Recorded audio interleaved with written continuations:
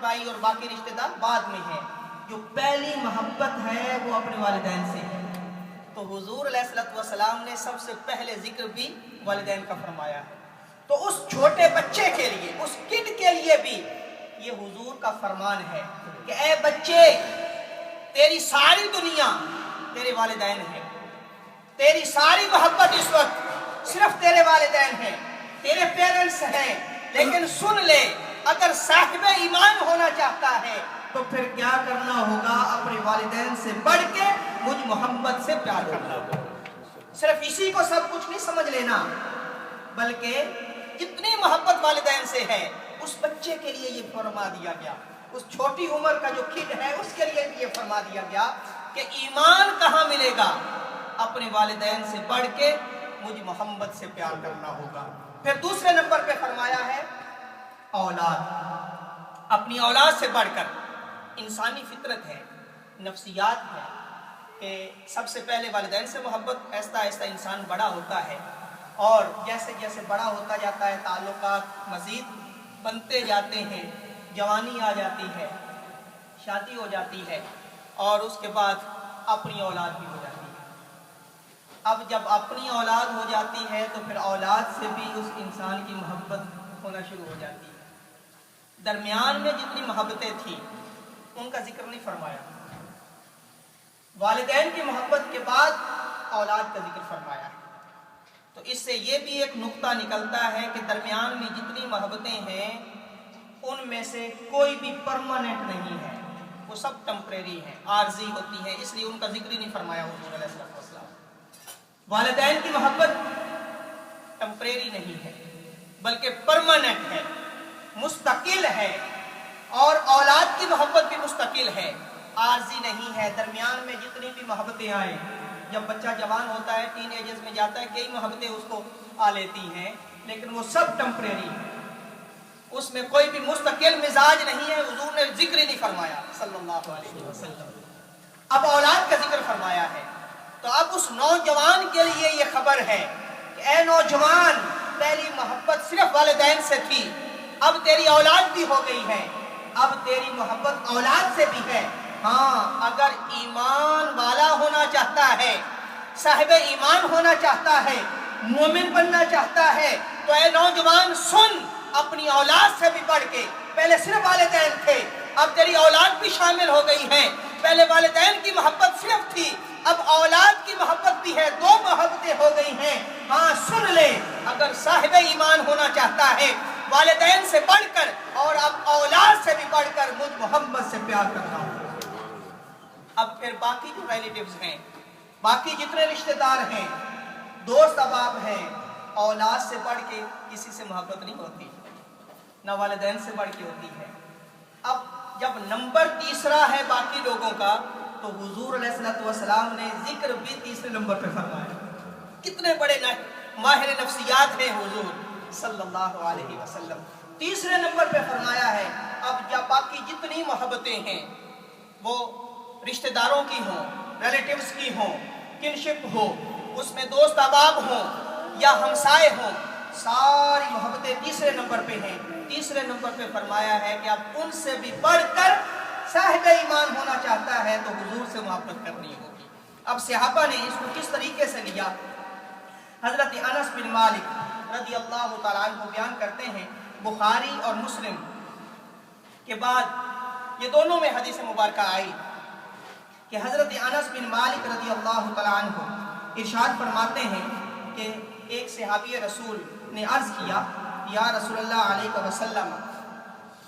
حضرت انس بن مالک بیان کرتے ہیں کہ ہم سب بیٹھے تھے، حضور علیہ الصلوۃ والسلام کی کچہری لگی ہوئی تھی، حضور ٹیچنگ فرما رہے تھے. ایک صحابی حاضر ہوا اور عرض کرتا ہے، یا رسول اللہ علیہ وسلم متی الساعہ، قیامت کب آئے گی؟ ہمارے ذہنوں میں بھی سوالات آتے ہیں نا، تو صحابہ کے ذہنوں میں بھی آتے تھے سوالات. اب وہ جس بارگاہ میں ہوتے تھے اس بارگاہ سے تو کبھی بھی کوئی سائل خالی بولیے نہیں گیا. جس طرح کا بھی سوال ہوتا تھا آپ انٹرٹین فرماتے تھے. وہ صحابی پوچھتا ہے، یا رسول اللہ علیہ وسلم قیامت کب آئے گی؟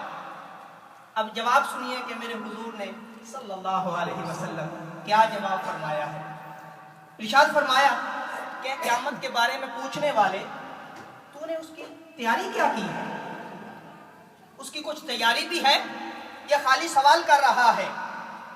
तो वो सहाबी रसूल सल्लल्लाहु अलैहि वसल्लम अर्ज करता है, या रसूलुल्लाह अलैहि वसल्लम, यही तो परेशानी है कि कोई ज़्यादा तैयारी नहीं है मेरे पास, पता नहीं वो लम्हा कब आ जाए।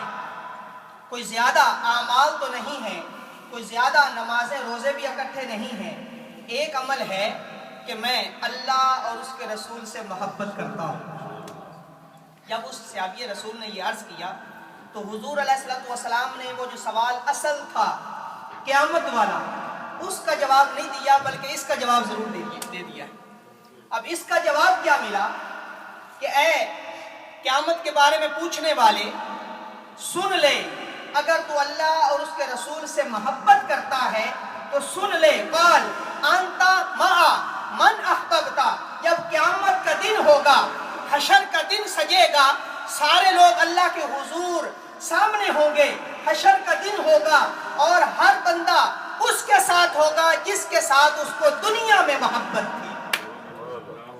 दुनिया में जिसके साथ वो मोहब्बत किया करता था, क़यामत वाले दिन वो उसी के साथ उठेगा। जब ये सुना तो हज़रत अनस बिन मालिक रज़ी अल्लाह तआला अन्हु बयान करते हैं कि मैंने सारी जिंदगी इतनी खुशी सहाबा के दरमियान कभी नहीं देखी थी जितनी आज इस फरमान के बाद देखी। सहाबा इस बात पर खुश हो गए। अब सहाबा की खुशी क्या थी कि जिसके साथ मोहब्बत है उसी के साथ क़यामत वाले दिन उठा जाएगा। तो हज़रत अनस बिन मालिक बयान करते हैं, हाँ मैं हुजूर से भी मोहब्बत करता हूँ, मैं अबू बकर सिद्दीक से भी मोहब्बत करता हूँ, फ़ारूक आज़म से भी मोहब्बत करता हूँ। हाँ मेरे आमाल तो उन जैसे नहीं हैं, लेकिन ये है कि मैं फॉलो ज़रूर करता हूँ, मोहब्बत के साथ पैरवी भी ज़रूरी है। हाँ मोहब्बत ज़रूर करता हूँ, अमल तो उन जैसे नहीं है, लेकिन इस फरमान पर मुझे यकीन है कि जब क़यामत का दिन होगा तो मैं भी इन महबूब जो मेरे महबूब हैं हुजूर अलैहिस्सलातु वस्सलाम और सहाबा इकराम, मैं भी इनके साथ उठूँ। यह है मोहब्बत का अमल।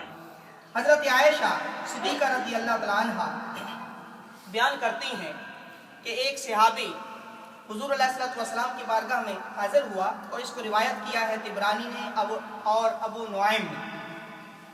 वो सहाबी रसूल हाजिर होता है और आकर अर्ज़ करता है, या रसूलल्लाह अलैहि वसल्लम, मैं अपनी ज़ात से, अपनी औलाद से और बाकी अहलो अयाल रिश्तेदार तमाम से बढ़ के मैं आपसे मोहब्बत करता हूँ। जो दिल में बात थी वो हुजूर अलैहिस्सलातु वस्सलाम के सामने इजहार कर दिया और अर्ज़ करते करते साथ ये अर्ज़ करता है, या रसूलल्लाह अलैहि वसल्लम, यही वजह है कि जब तक मैं आपकी ज़ियारत न कर लूँ तो मुझे चैन नहीं आता।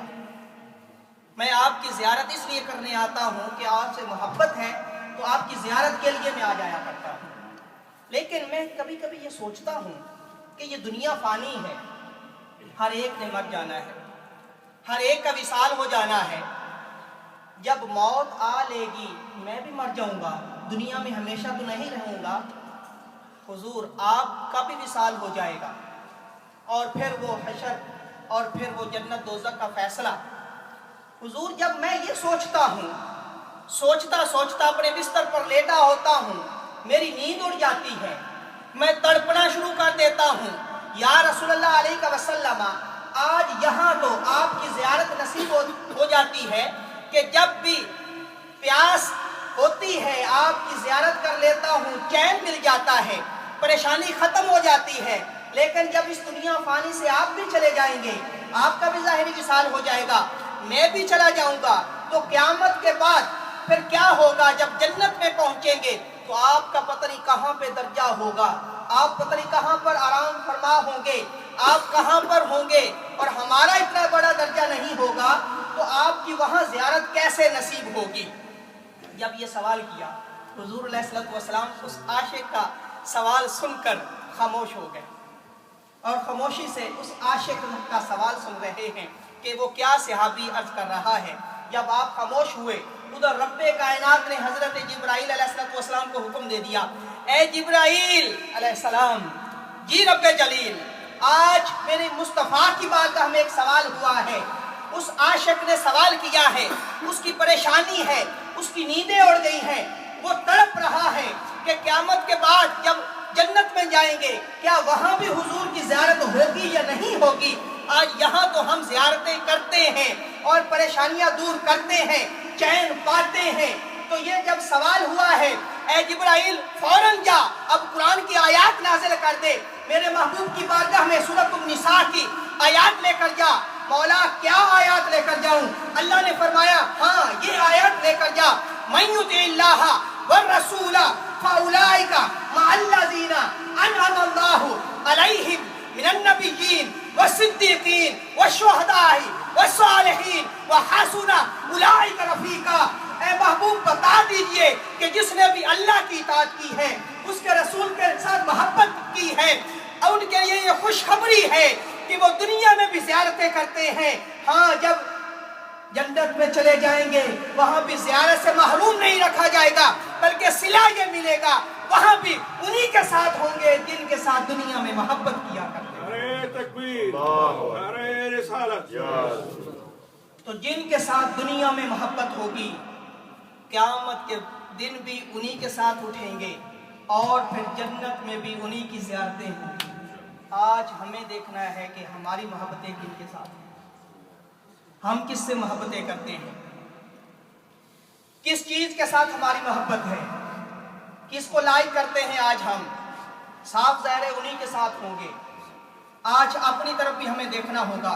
حضرت عبداللہ بن عباس رضی اللہ تعالیٰ عنہ آپ بیان کرتے ہیں کہ جب بھی کوئی عورت حضور علیہ السلام کی بارگاہ میں ایمان لانے کے لیے، ایمان قبول کرنے کے لیے، کلمہ پڑھنے کے لیے حاضر ہوتی تو حضور علیہ السلام ان سے 3 قسمیں لیتے، پوچھتے کہ آپ جو ایمان قبول کرنا چاہتی ہیں پہلے 3 قسمیں ہوں۔ پہلی قسم کیا ہے؟ کیا اپنے شوہر اپنے ہسبینڈ سے تو تنگ نہیں ہے اس وجہ سے ایمان قبول کر رہی ہے؟ کیا تنگی کی وجہ سے کر رہی ہے؟ دشمنی کی وجہ سے کر رہی ہے؟ پہلے بتاؤ۔ پھر کیا کوئی لالچ تو نہیں ہے جائیداد کا، زمین کا، کہ اب کوئی جائیداد مل رہی ہو آپ کو، کیا اس لالچ میں ایمان قبول کر رہی ہے؟ پھر تیسرے نمبر پہ یا دنیا کی کوئی اور مال متاع کا، کسی کے پاس بینک بیلنس ہے، کیا اس وجہ سے ایمان قبول کر رہی ہے؟ جب وہ عورت تینوں قسمیں دے دیتی کہ نہیں میں کسی کی دشمنی کی وجہ سے نہیں کر رہی ایمان قبول، نہ میں کسی زمین کے لالچ میں کر رہی ہوں، نہ میں کسی اور جائیداد اور بینک بیلنس کے لالچ میں کر رہی ہوں، تب حضور علیہ السلام اس کو کلمہ پڑھایا۔ جو اللہ اس کے رسول کے ساتھ محبت ہے وہ ان تمام لالچوں سے وہ بڑھ کے ہوتی ہے، یہ لالچ اس پہ نہیں ہوتے، یہ ختم ہو جاتے ہیں۔ نہ زمین کا لالچ، نہ جائیداد کا لالچ، نہ بینک بیلنس کا لالچ، بلکہ اللہ اس کے رسول کی محبت صرف اور صرف للہیت میں ہوتی ہے، اللہ کے لیے ہوتی ہے، اللہ کی رضا کے لیے ہوتی ہے، اس کے محبوب کی رضا کے لیے ہوتی ہے۔ تو صحابہ کرام کے اعمال حضور علیہ السلام کے وصال کے بعد امام بخاری اور امام نسائی دونوں روایت کرتے ہیں، حضرت عبداللہ بن عمر رضی اللہ تعالیٰ عنہ حضرت فاروق اعظم کے بیٹے ہیں۔ ایک دفعہ ایسا ہوا کہ جیسے ہم بیٹھے بیٹھے تو پاؤں تھک جاتے ہیں، سو جاتے ہیں، سن ہو جاتے ہیں، شل ہو جاتے ہیں نا ٹانگے پاؤں، ایسے بیٹھے بیٹھے تو حضرت عبداللہ بن عمر کا پاؤں سن ہو گیا، شل ہو گیا۔ تو لوگوں نے کہا ابھی پتہ چل جائے گا کہ یہ کیسے وہ جو ہے پاؤں وہ کھلتا کیسے ہے، اور ایک اور عمل کا بھی پتہ چل